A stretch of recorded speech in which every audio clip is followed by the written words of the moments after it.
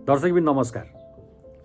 आज हामी यहाँहरूलाई एक समसामयिक विषयवस्तुमा आधार मानेर खोला नदी नाला वरिपरि कति मिटरको सीमामा बसोबास गर्न पाउने या नपाउने, अदालतले गरेको फैसलालाई एउटा समय सान्दर्भिक भएको मान्ने या नमान्ने भन्ने विषयमा आन्दोलनरत रहेका केही व्यक्तिहरूसँग हामीले कुराकानी गरेका छौँ। उहाँहरूको विचारमा अथवा उहाँहरूको अभिव्यक्तिमा वर्षौँदेखि लाल पूर्जा लिएर बसेका तथा बाउबाजेको सम्पत्तिलाई जीविकापार्जनको माध्यम मानेर बसिरहेका व्यक्तिहरूलाई त्यहाँबाट उठाउन पाइन्छ या पाइँदैन, पछि गएर त्यहाँ बसेका व्यक्तिलाई आधिकारिक मान्ने या नमान्ने, त्यस स्थानमा रहेका लाल पूर्जा ब्याङ्कमा धितो राखेर लोन लिइरहेका व्यक्तिहरूलाई त्यस स्थानबाट उठाएर तिनीहरूलाई आधिकारिक मान्ने या नमान्ने विषयमा आन्दोलनरत व्यक्तिहरूसँग कुराकानी गरेका छौँ।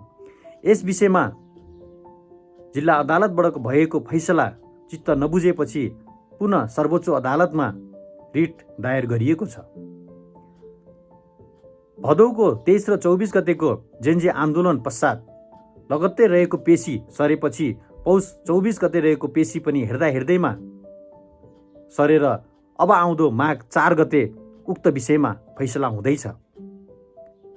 आशा गरौँ उक्त फैसलामा केही विषयहरू समावेश हुनेछन् अथवा हुने छैनन्, त्यो सर्वोच्च अदालतको नै निर्णय हुनेछ।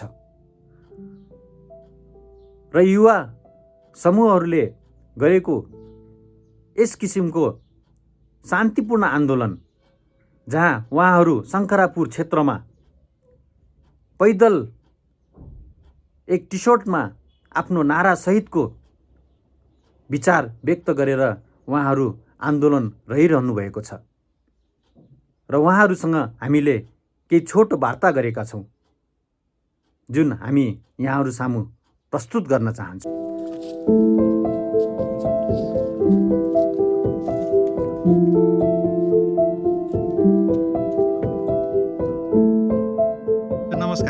नमस्कार हजुर।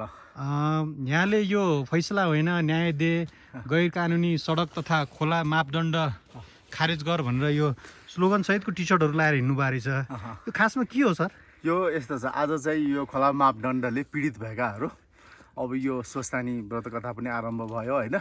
साँखु साली नदी, माधव नारायण होइन, वज्रयोगिनी अनि त्यसपछि मणिचुटसम्मको धार्मिक एउटा यात्रा पनि गरौँ खोला मापदण्ड पीडितहरूको। अब यो खोला मापदण्ड भन्ने चाहिँ के भन्दाखेरि एउटा चाहिँ नेपाल सरकारले 2065 सालमा लगाएको 4 मिटरदेखि 20 मिटरसम्मको होइन, राजकुलोहरूमा 4 मिटर अनि बागमती, विष्णुमती, मनोहराहरूमा 20 मिटरसम्मको मापदण्ड लगाइएको थियो। त्यो मापदण्ड पनि फेरि कहाँबाट भन्दा धेरै जनता एकदम कन्फ्युजन छ। अहिले पनि धेरैजना जनता के कन्फ्युजन छ भने सरकारले नै साँघुरो बनाएको खोलाको किनारबाट अहिले साँघुरो बनाएर लगाएको वालबाट भन्ठाने छ, तर त्यो होइन, पुरानो 2021 सालको नापी नक्साको खोलाको किनारबाट। भनेपछि त्यो पहिलाको जुन खोला नाला जुन छ त्यही अवस्थामा छ, हामीले मिचेको होइन, तर हामीले चाहिँ त्यसलाई चाहिँ संरक्षण नै गरेछौँ र त्यसलाई चाहिँ एउटा चाहिँ निकास दिनको लागि हामीले चाहिँ त्यही बाटोमा छौँ भन्ने तपाईँहरूको विचार हो। अनि यस्तो छ, अझ के छ भने 65 सालमा जुन 20 मिटरसम्म लगाएको थियो,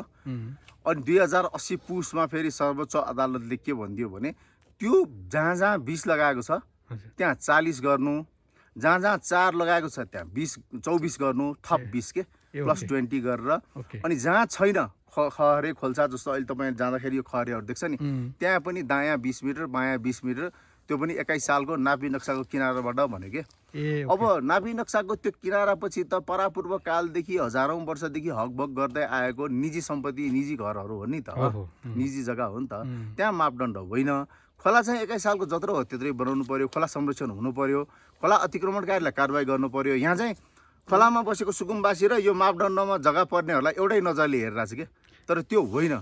खोलामा परेको यो खोलामा बसेको सुकुम्बासी अलग्गै हो, त्यो चाहिँ खोला अतिक्रमण हो होइन।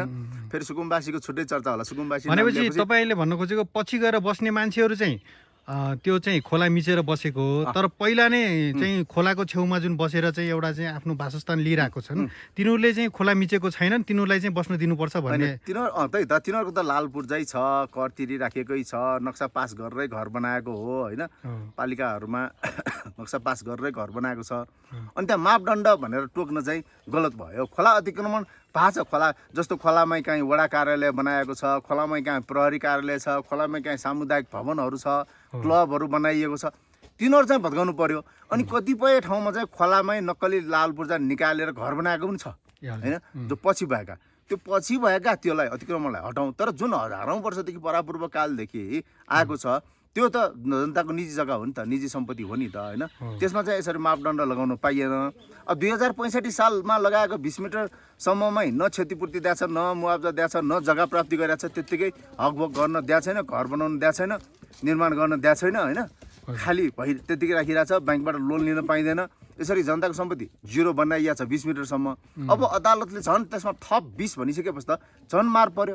अब त्यो थप 20मा जस्तो कतिपयले ब्याङ्कमा ऋण ल्याइदिएको थियो, अब त्यो ब्याङ्कले ऋण तिर्नु अथवा ढितो अर्को राख्नु भनेर ताकेता गरिरहेको छ होइन।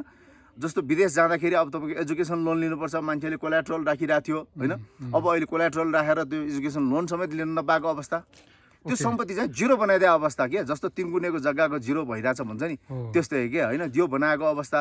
अब यो 80 पुस 3मा फैसला भयो, तर जसको जग्गा लुटिँदैछ, जसको जग्गामा मापदण्ड लगाइयो, उनीहरूले त्यो 81 श्रावणमा बालेनले सूचना निकालेपछि बल्ल थाहा पाए। भनेपछि यो हजुरहरूले यो अदालतले गरेको निर्णयलाई पनि हजुरहरूले चाहिँ स्वाभाविक रूपले मान्नु भएको छैन, त्यो अस्वाभाविक छ भन्ने हजुरहरूको धारणा।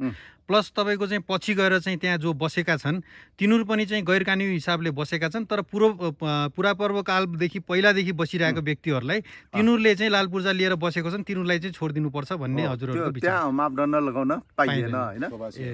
अनि यहाँहरूको चाहिँ के छ, यो हजुरहरूले यहाँ मात्रै बसेर भन्दा पनि अब यो चाहिँ सरकारलाई घचघचाउने काम केही भइरहेको छ कि? भइरहेको छ निरन्तर। तपाईँको चाहिँ 81 साउनदेखि निरन्तर आन्दोलन गऱ्यौँ। आन्दोलन गरिसकेपछि तत्कालीन प्रधानमन्त्री खड्ग प्रसाद ओली होइन जुको पालामा सरकारले पुनरावलोकनमा पनि गयो। सर्वोच्च अदालतको यो फैसला अव्यावहारिक छ, संविधानको धारा 25 होइन सम्पत्तिको हकलाई पनि उल्लङ्घन गरेको छ, संविधानको धारा 37 आवासको हकलाई पनि उल्लङ्घन गरेको छ, यसले प्राकृतिक न्याय होइन सामाजिक न्यायलाई पनि उल्लङ्घन गरेको छ, यो अव्यावहारिक छ र सरकारले यति धेरै क्षतिपूर्ति मुआवजा बेहोर्न सक्दैन।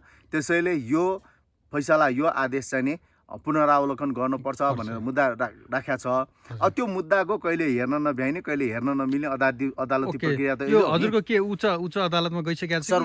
सर्वोच्चमा गइसकेको छ। अनि हजुर यो कुन गाउँपालिका अथवा केमा पर्छ हजुर? यो सबै ठाउँमा हो नि। यो धेरै मान्छेले बुझाएको छ नि, यो नेपालभरि नै हो। ए ओके, नेपालभरि नै। यो अहिले हजुरहरुको काठमाडौँमा बढी भएको छ। ओके, हजुरहरुको यो कुन गाउँपालिका अथवा नगरपालिका यो हामी फरक ठाउँबाटै आएको। आज धेरै थियौँ हामी, अघि आउँदाखेरि त 100-150 नै थियौँ। अब यो मणिजुरसम्म नआउने भनेर हामी अलिक कम मात्रै साथीभाइहरू आइपुग्यौँ होइन। हजुर ए तपाईको भनेपछि यो अहिले हजुरहरू चाहिँ यो कुन गाउँपालिकामा पर्नुहुन्छ अहिले जुन हामी? अहिले शङ्खरापुरै भयो नि। यो शङ्खरापुर गाउँ।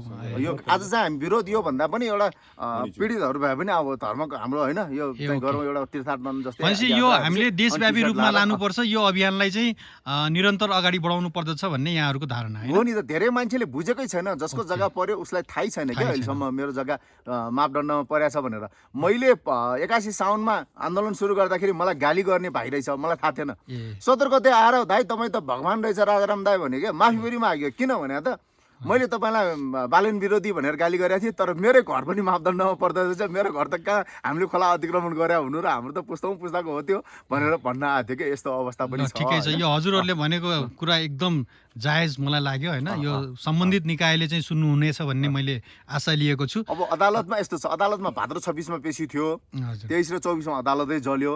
त्यसपछि अस्ति पुस 17 गते राखेको थियो, 17मा हेर्न नमिल्ने पर्यो, अनि बाट 24मा राखेको थियो अस्ति होइन। अब 24बाट माघ 4मा विभिन्न यो मिसिल फैसलाका कागजातहरू होइन 8वटा कागजपत्रहरू 8वटा यो उसलाई चाहिँ नि महानगरपालिका योदेखि लिएर नेपाल सरकार मन्त्री परिषददेखि लिएर अधिकार सम्पन्न बागमती सभ्यतालाई होइन उनीहरूले कागजपत्रहरू यो झिकाएको छ उपत्यका विकास प्राधिकरणलाई कागज फैसला मिसिलहरू के छ अनि बाटो के छ खोलाको अहिलेको अवस्था के छ भन्ने डकुमेन्टहरू झिकाएको छ। अब माघ 4 गते त्यो डकुमेन्टहरू पुग्यो भने सुनवाई हुन्छ होला र फैसला चाहिँ पीडितहरूको पक्षमा आउँछ भन्नेमा आशावादी चाहिँ छौँ हामी। ल धन्यवाद। मैले यहाँसँग यति चाहिँ एउटा चाहिँ नथपाएको कुरा जनताले थाहा नपाउने कुरालाई मैले चाहिँ एउटा चाहिँ यो हाम्रो स्तम्भ न्युज मार्फत जानकारी गराउने अवगत गराउँदै म यहाँबाट पनि बिदा लिन चाहन्छु। तपाईँले पनि जे होस् एउटा पत्रकारको धर्म निभाउनु भयो। पत्रकारको धर्म भनेकै थाहा नभएको कुरा जनतालाई सुसूचित गर्ने होइन सूचनाहरू सही सूचनाहरू सम्प्रेषण गर्ने हो र तपाईँले हामी हिँड्दै देखेपछि जुन एउटा होइन जागरुक भएर एउटा जागरुक पत्रकारको धर्म निभाउनु भयो त्यसको लागि तपाईँलाई पनि धेरै धेरै धन्यवाद। हस् त धन्यवाद। मेरो